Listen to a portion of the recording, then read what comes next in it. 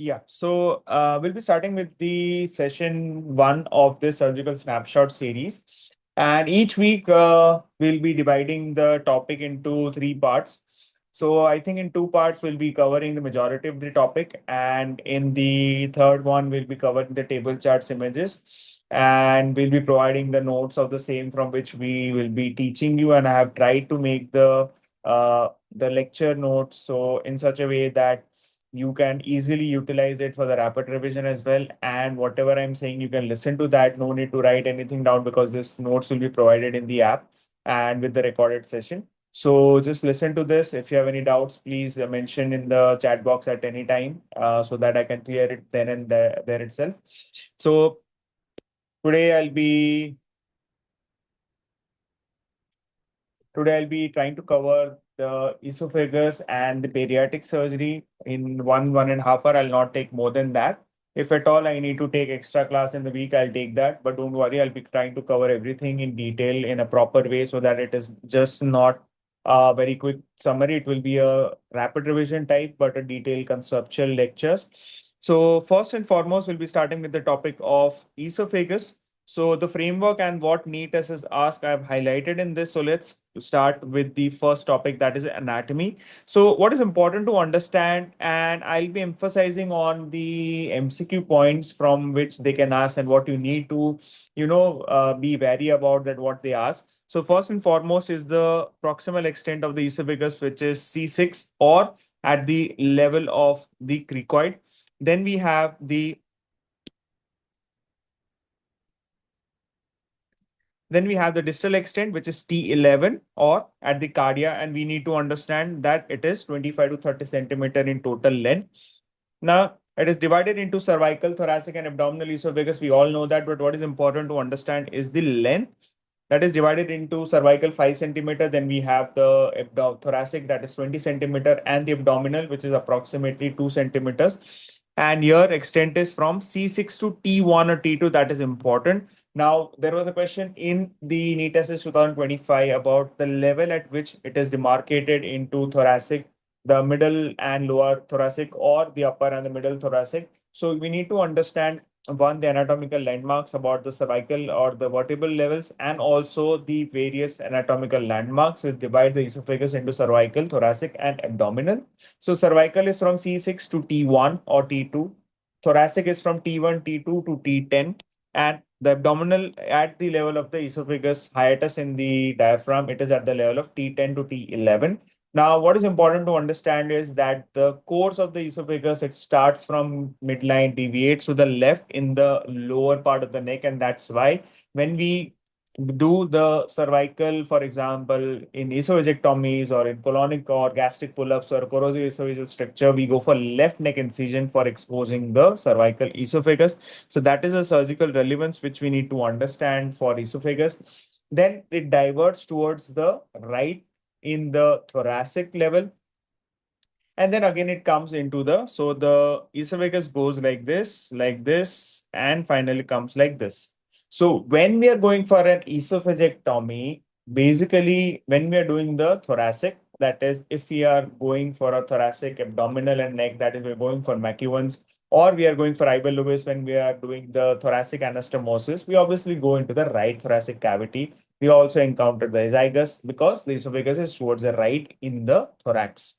So that is important that aortic arch, it displaces the esophagus at the level of T4. This is what is important to be remembered in this. And again, in the lower thoracic, it turns towards the left. That's why when we are planning for a lower esophageal surgery, now we again put an incision in the left.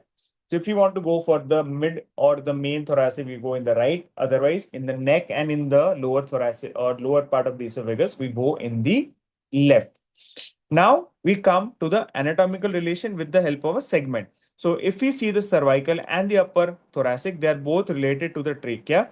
The cervical is more related to the main part of the trachea, whereas the upper thoracic is related to the bifurcation or the carina and the left and the right main bronchus. Okay.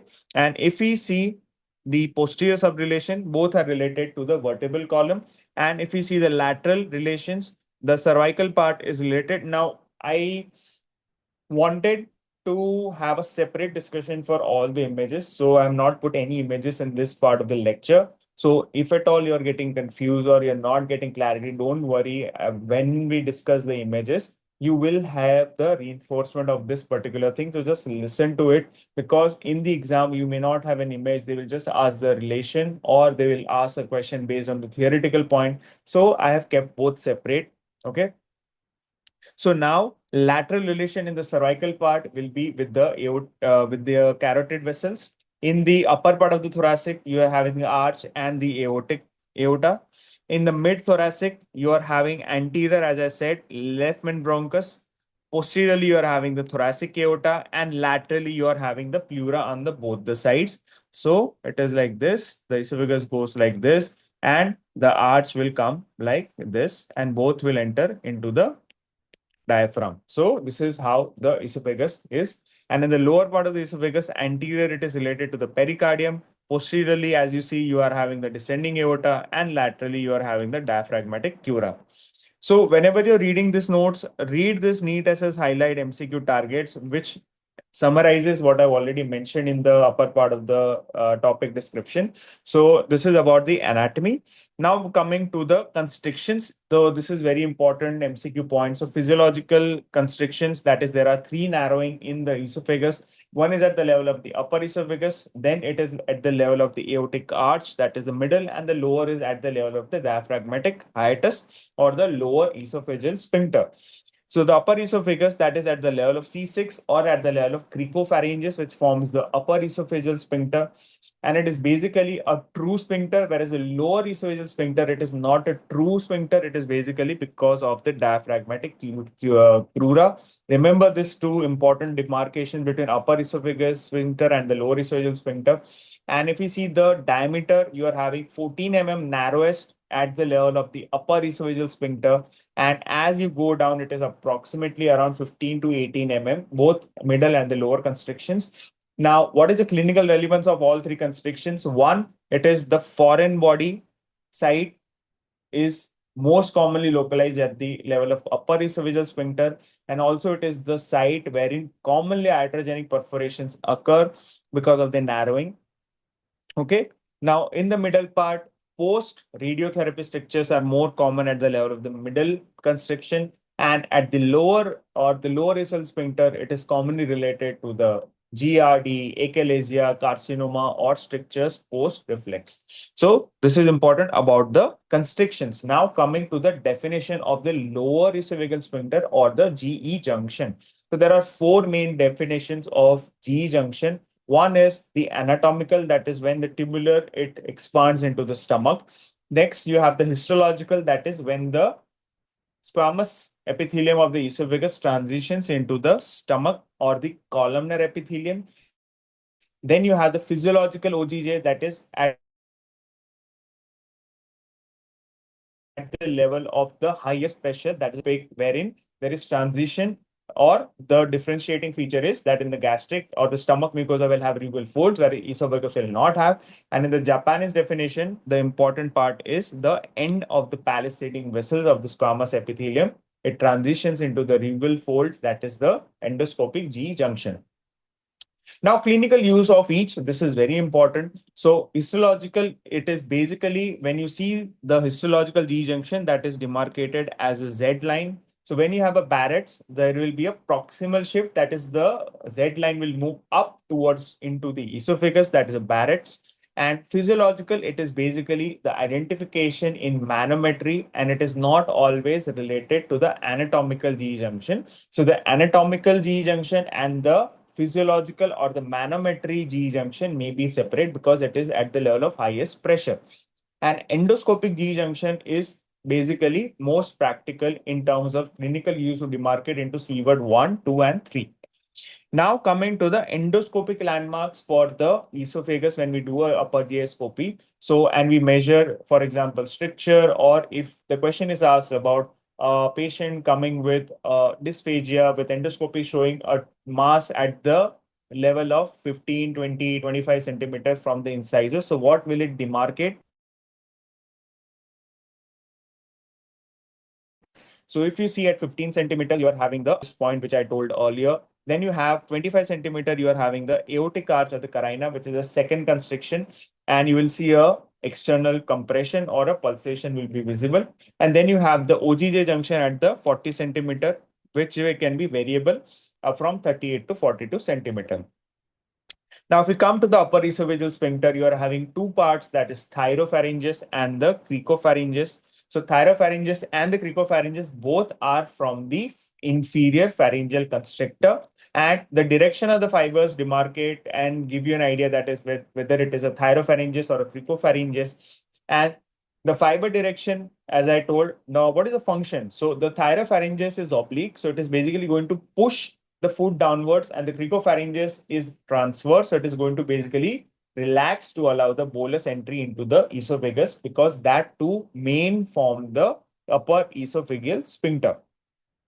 Now, when you have two muscles which are forming two important parts for swallowing, whenever there will be a pressure generated, or you are having high pressure, or due to anatomical demarcation, you'll have a Killian's triangle and a Lammer's triangle. We'll see in the image. So in the Killian's triangle, it is basically between the thyropharyngeus and the cricopharyngeus. This will again, I'll come in the image when I discuss in the subsequent image class. And you are having the Lammer's triangle basically, which is related to the below the cricopharyngeus, between cricopharyngeus and the longitudinal esophageal fibers. So the Killian's triangle is between thyropharyngeus and cricopharyngeus, and the Lammer's triangle is between cricopharyngeus and the esophageal sphincters or esophageal fibers. So where is the Zenkus found? Zenkus is found in the Killian's triangle, and Lammer's triangle, just remember for the sake of name memory. Okay. So coming to the histological layers, any doubts till now? And hope the speed is okay. If anything, just let me know so that I can improve or change if at all you feel that I'm going very fast. Okay. Fine. So moving on to the next thing, that is the histology of the esophagus. Now it is very important. Now I'll be emphasizing more on the key feature and the clinical aspect for everything. So this is the way I've demarcated in the notes as well in the lecture, as I'll be demarcating this. So the first thing is esophagus has 4 layers. Okay, and it is the only structure without any serosa. It has an adventitia, no serosa. Remember this very basic thing. The mucosa, it is lined by squamous epithelium. Okay, and that is from where the squamous cell carcinoma origin happens. And if at all there is a adenocarcinoma, it is basically because of the metaplasia to columnar epithelium. Remember this. Then you have the submucosa. It is basically the strength layer for suture holding. We all remember this, that whenever we want to do an anastomosis, we need to take the submucosa. And it is also having a dense lymphatic network in the submucosa, and also it has a mucinous plexus. Now that is responsible for the secretory and the sensory fibers. And in the muscularis, you are having two, that is outer longitudinal, inner circular, remember as ICLO. And it has the orbex plexus, which is responsible for the peristalsis. And it is basically smooth muscle. Okay. And then you have the adventitia, which is basically a fibroalveolar connective tissue. It is no serosa. Okay. And that is why if the tumor has went from the submucosa to the muscularis and eventually went up to the adventitia, there will be a earlier tumor spread into the surrounding structures, because there is no peritoneal or serosal layer in the same. So next, coming to the muscle composition. So we have seen in the muscularis layer, you have inner circular, outer longitudinal. But what is important to remember is what is there in terms of striated and smooth. So the upper 1/3 is obviously striated, middle 1/3 is mixed, and the lower 1/3 is smooth muscle only. So that's the reason why the upper esophagus is under voluntary control for the swallowing. The middle is transitional, so both types are present, and the lower is involuntary. And that is why it is more commonly affected in the diseases like scleroderma, achalasia, and all the motility disorders. Now, why is such? Because the systemic disorders, they primarily affect the smooth muscle, which are commonly found in the lower 2/3. And that is why this all secondary motility disorders will be more commonly affecting the lower esophagus. Now I discuss about the Z line. So what is the Z line? It is basically the histological demarcation from esophagus to stomach. So it is basically 1 to 2 centimeter above the GE junction or above the gastric rugal folds. So there will be epithelial transition from squamous to columnar, and that will be demarcated by the Z line. Okay. Now, normally it will be correlating with the anatomical. It can be +1 or -1. It can vary. But in the Barrett's esophagus, there will be shift of the Z line towards into the esophagus, because in the Barrett's, you will have some shift of the Z line because there will be a columnar mucosa in the lower esophagus. And below the Z line, you are going to be having the cardiac mucosa or the mucosa of the cardiac. So this is the basic Z line and the mucosal transition at the level of GE junction, which is demarcated as a Z line. Okay, remember this. This is about the histology. Now coming to the basic two esophageal sphincters, upper and lower.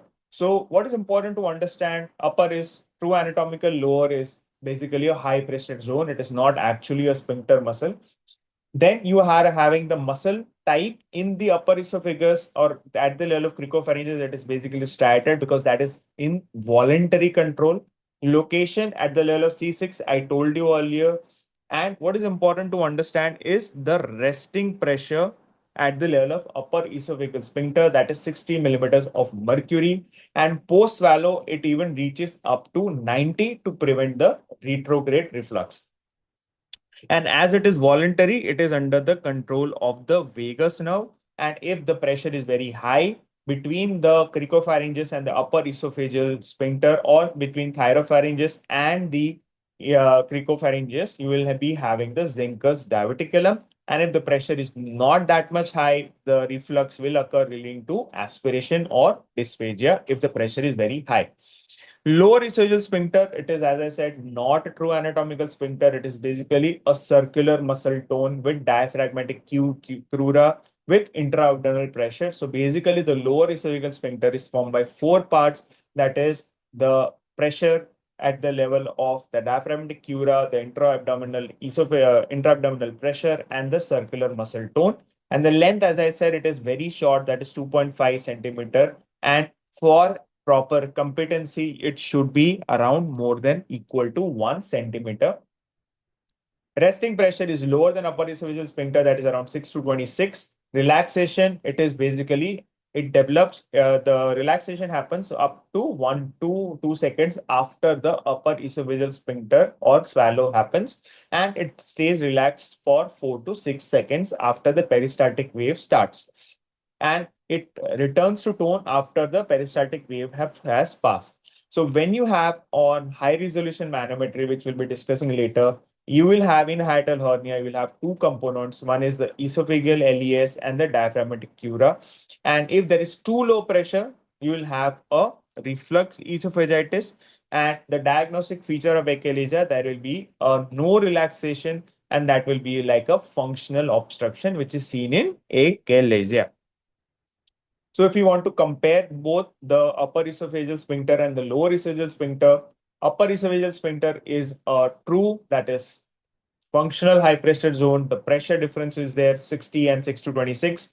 You are having striated in upper esophagus, smooth in the lower esophagus. Post swallow peak reaches up to 90, whereas it reaches baseline after peristalsis. If it does not relax, there will be dysphagia. If it does not relax, there will be achalasia. If it is hypotonic, there will be Zenker aspiration or Zenker's. And if in lower esophagus, there will be GERD or reflux esophagitis. Okay.